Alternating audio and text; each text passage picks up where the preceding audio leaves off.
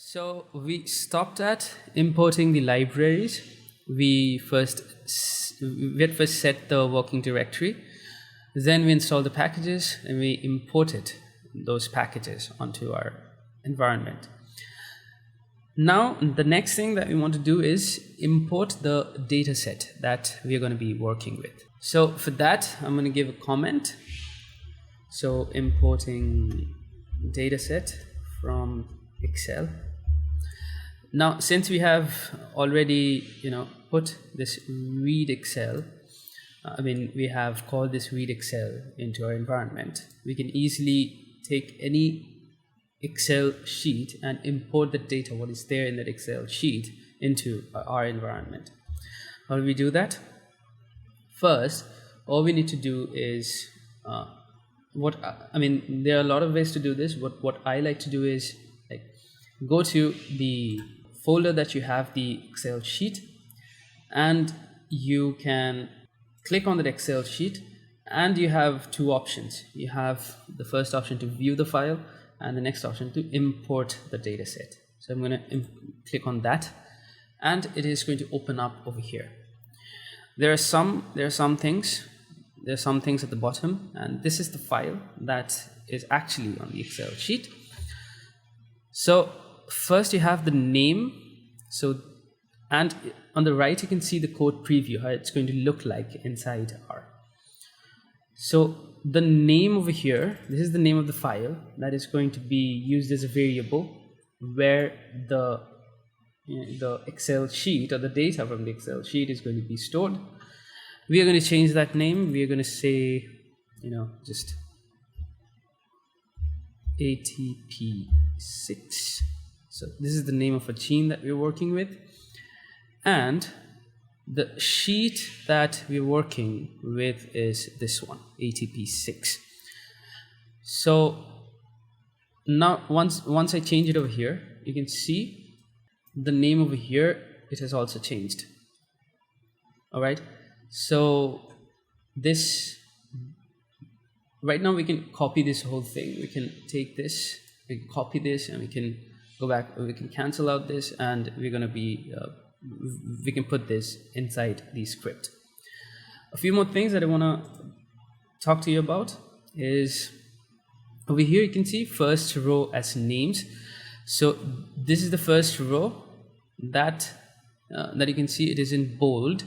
So R is recognizing this as the name of the columns. So if we uncheck this, you can see that treatment, CQ1, and the rest of the things, it comes as the data.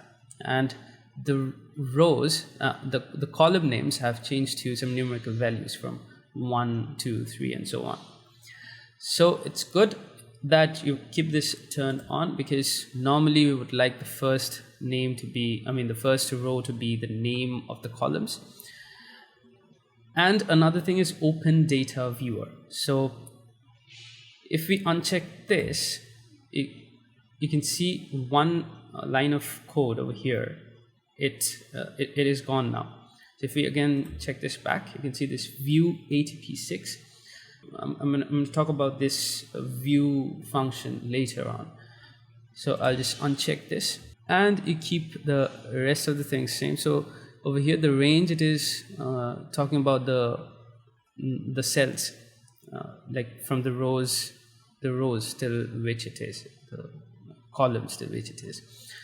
So you don't need to bother about that. Now I'm gonna copy this.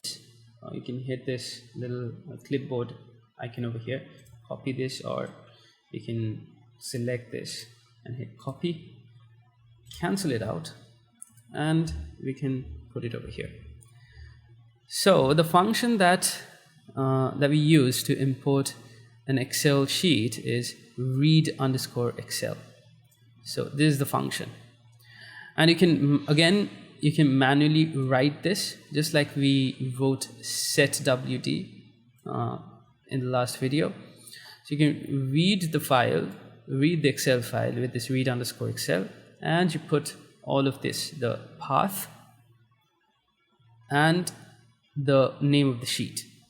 All right, so After this, you can go to the end of the line again and hit command return, and you can see that your sheet has been imported. And how do you know it is imported? Go to the next line, and now that view function comes into play. So view, I'll say ATP6, and you can hit enter, and this is your datasheet. So this was the script, and just beside this you have another tab where you have the datasheet. So view function lets you view the data set as as a complete data set inside R itself.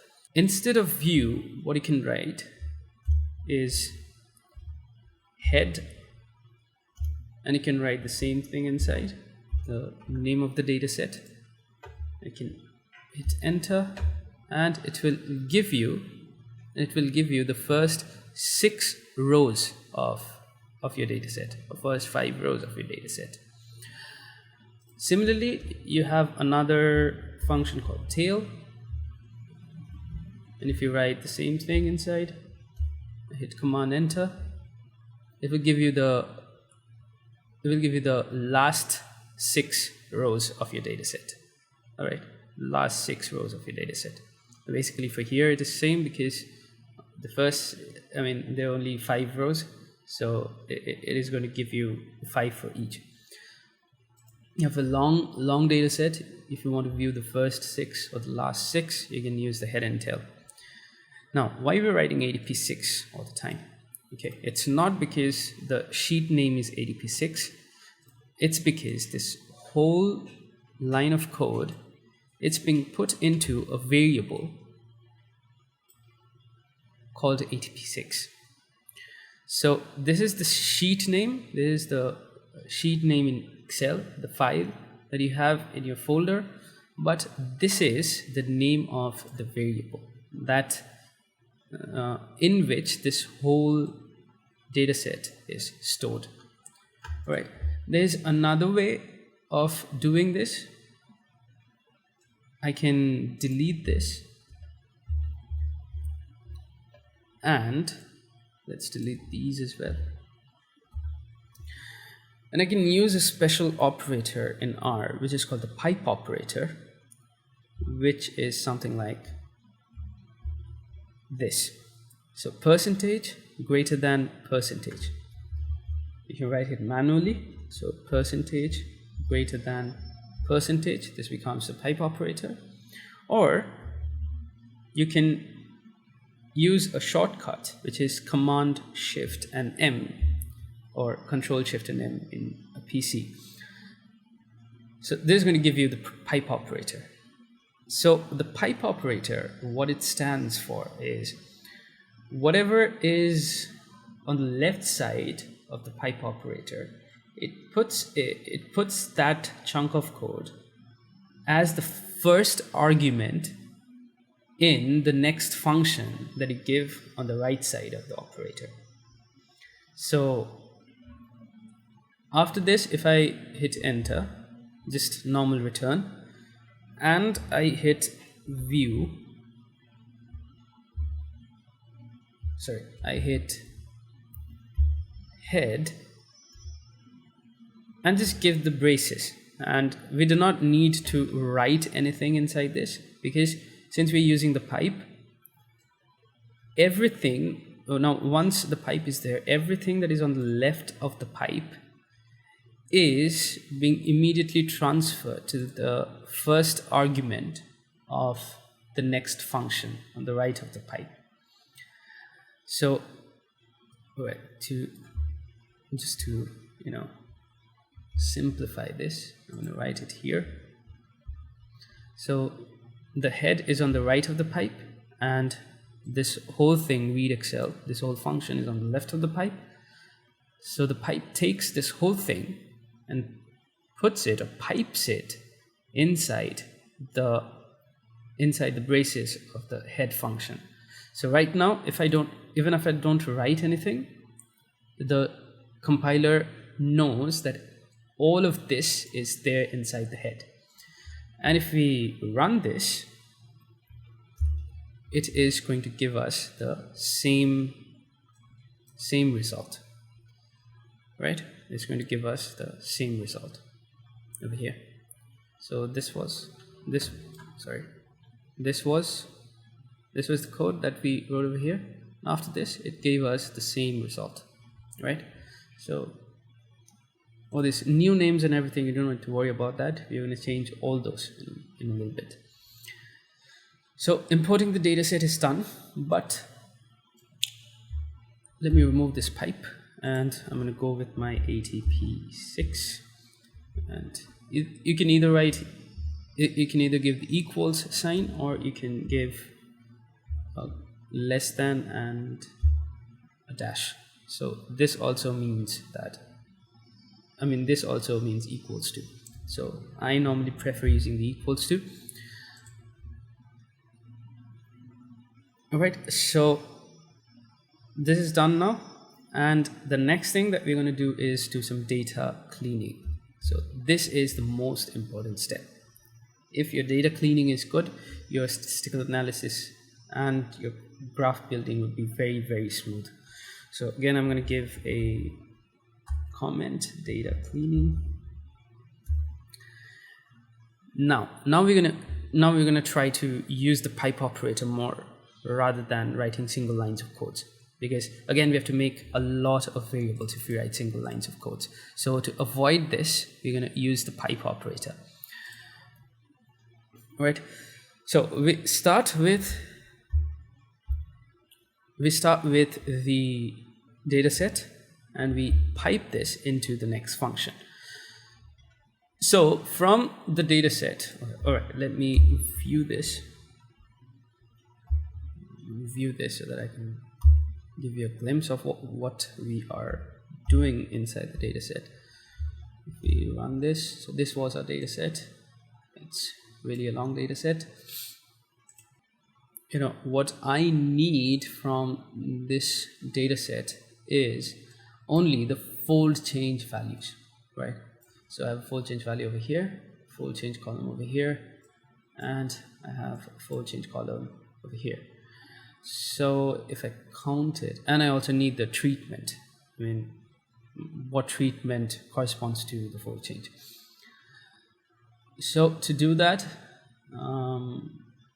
I can specify the name of the columns and select them. So for that, I would write, there's a function called select to select the columns, not the rows, but the columns. Select. So in select, if we normally would have written select without the pipe operator, the first argument would be the data set that we are looking at. So the first argument would be ATP6. Now, since we're using the pipe operator, ATP6 is already inside the braces of the select function.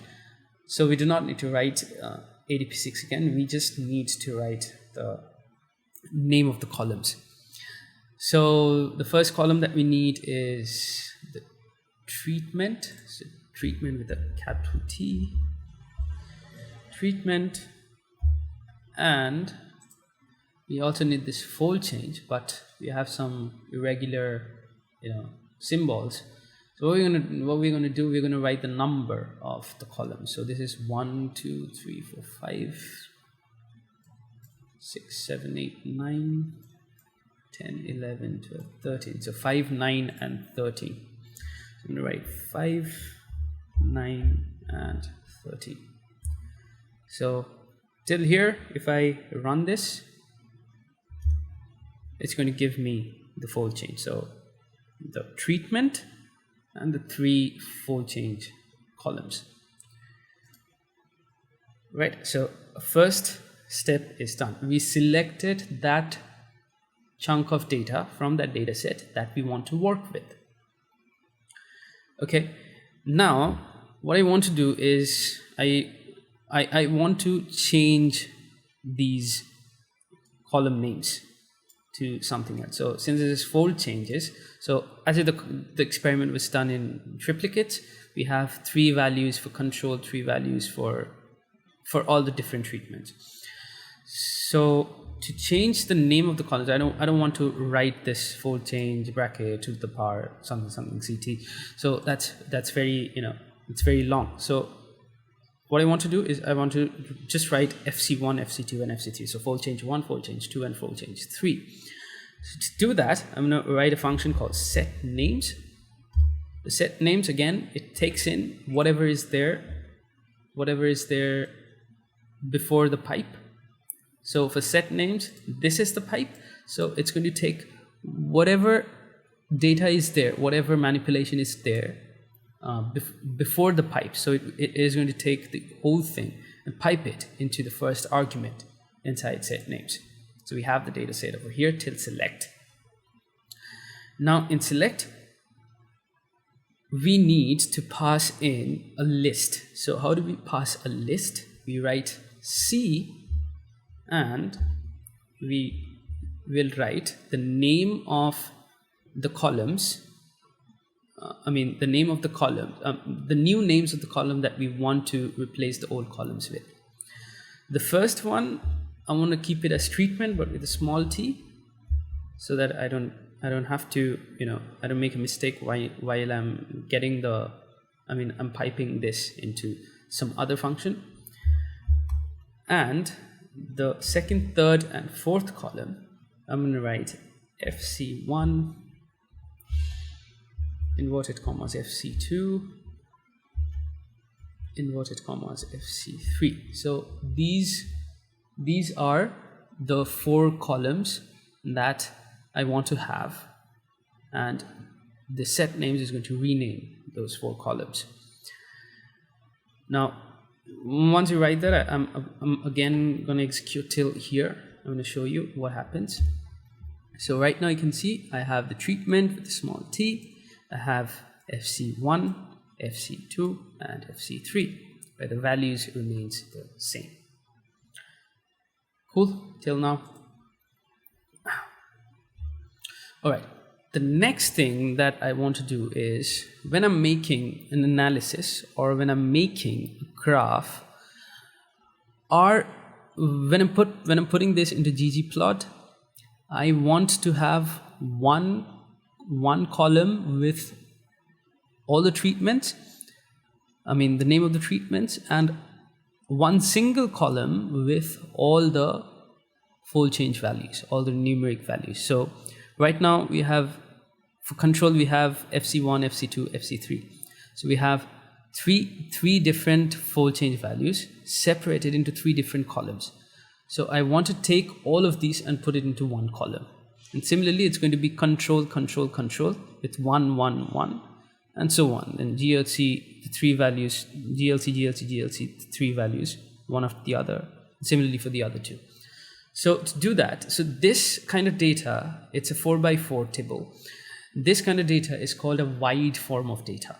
We need to convert this into a long form of data. So this is a wide form. So this has more number of columns. I want to reduce the number of columns just to 2 or 3 maybe, where we have the treatments in one column, this FC1, FC2, and FC3 in the second column, and the values in the third column. I'm going to show you how it looks. So to get to a longer data from wide data, we use a function called pivot_longer. This pivot_longer will take the different names of the columns and put into a single column, all the values into one column. So what are the arguments? Again, pivot_longer will take the first argument as a data set. So right now, since it is again being piped, so everything before the pipe is going to come and is going to sit in the first argument inside pivot_longer. So now I think you get it, why we are piping it. Otherwise, every line we would have to make a variable. We have to equate this equals to something, equals to something. That is very hectic. So we are piping everything into the first argument inside the next function. So pivot_longer. First, I'm going to specify the number of the rows. From which row to which row I want to take. So right now I'm going to take from 2, 3, 4 to 2 to 4. So 2:4. So this is the range of the rows to which I want to take it. The names of these rows, so FC1, FC2, and FC3, I want to take it and put it into one. The names of these columns, I want to take it and put it into a single column. So names _2 to fold change, or names to repeats. I need to write it in inverted commas. This is the second argument that you need to give, names to, so the names of the columns, to a single column with the name of reps or repeats. And this third argument that you need to give is values to. So values to, again, you need to specify a column where you want to put the values. I am going to be writing fold underscore change, and this should do the trick, I guess. So we have the range of the columns, the names to, and the values to. Yeah. So if I hit Command Enter after this, now you can see we have 3 columns. We have 3 different columns. The first one is treatment. Second one is reps. So reps has got FC1, FC2, FC3 for every replicate. So it takes the name from the names to argument, and the values of this values of the different fold changes, they come to another column under another column called fold underscore change from the values to. So right now we have the long format. So this is the long format. We have less number of columns, and with this we can go further and we can make the plot. But again, we need to do some modifications to this. I don't want this second one. I don't want to have this second row because I already know that these are replicates, and I only want the first column and the third column.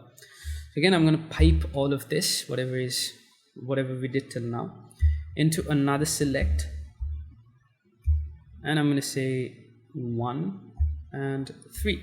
So the first column and the third column. And once I hit enter, it's going to give me the treatment and the fold change. All right. So I think it's clear up till here. Now we're going to do some, advanced stuff. We are going to change the name of few of the treatments. I don't want it to have GLC. I don't want it to have LXA4. I want to have some specific names when the bar graph is shown. So I'm going to change this into something which is more appropriate for the bar graph. So to do that, I'm going to use another function from a package called dplyr. This dplyr comes with the package tidyverse. Like I said, tidyverse brings in a lot of packages together, so you do not have to install those packages separately. So this increases the vocabulary inside your R script. I'm going to say mutate. Now mutate, again, the first argument is the dataset. So whatever is before the pipe till here is going to be the first argument. And we are going to change the treatment column. We are not going to touch this. This is absolutely fine. We want these values when we make the graphs. We're going to change the names and the order of the treatments. Okay, so treatment with small t, don't be tempted to click on this. This is coming from your original data set.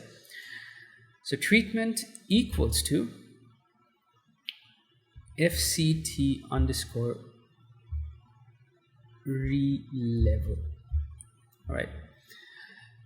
So this is, I mean, why we're writing this, this stands for factor relevel. So releveling is, you want to change the levels. So control is a level, GLC is a level, LXA4 is a level, and G plus L is a level. So you want to change these levels. Okay, right now I want them in this order, but once I rename those, they might change. So in order to, to avoid that from happening, I'm changing the levels right now itself. And factor is it is a type of data inside R. Okay, right now we have character and double as a data type. So double is okay for numbers, but we cannot manipulate characters as such. So what I want to do is I want to change this character into factor. So this function does these two things. So it makes the character data type into a factor data type, and also relevels the names are there. The sets of data that are there inside that particular column. So my new treatment is going to be the releveled and refactored data from the treatment column, and after this I want to set the levels, what will come after what. Okay, and I'm going to set this inside inverted commas.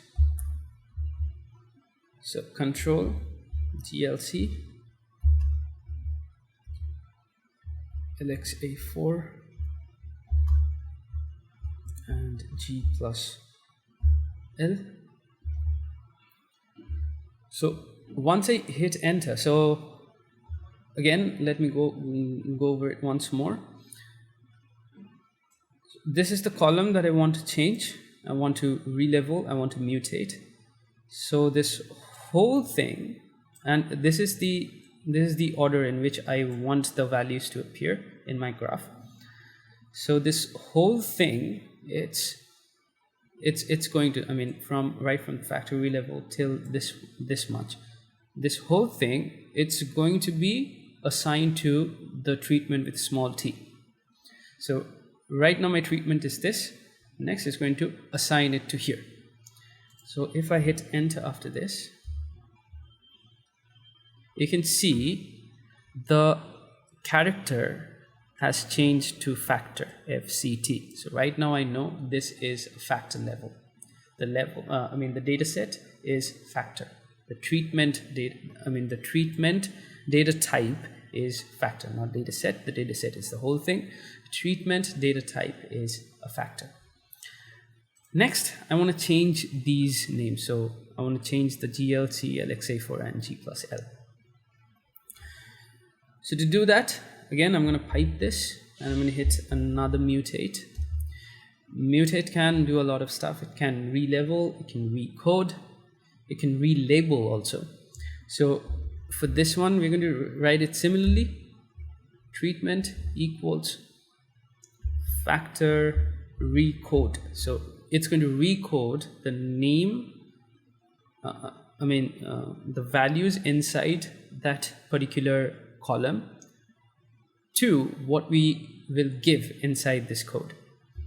So again, we need to write treatment, and now we need to specify the new names against the old names. So this can be a little bit tricky, so bear with me. The first one is going to be control. We are not going to change that. The second one, GLC, we are going to be writing 40 millimoles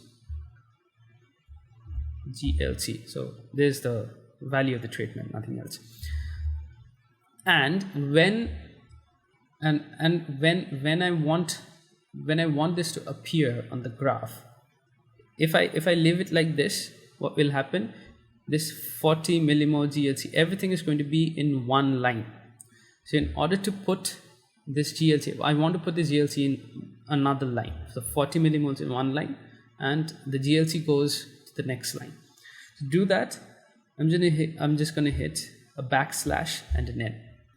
So don't worry about that. This backslash N is not going to come in the name. It's just a notation that put this GLC when it appears in the graph onto the next line. Don't put it in the same line as that of the 40 millimoles. All right. So this is the new name that I want for the second column. I need to assign it to the old one. So my old one was GLC, and this is how you assign it. So the new name equals to the old name, and all in inverted commas.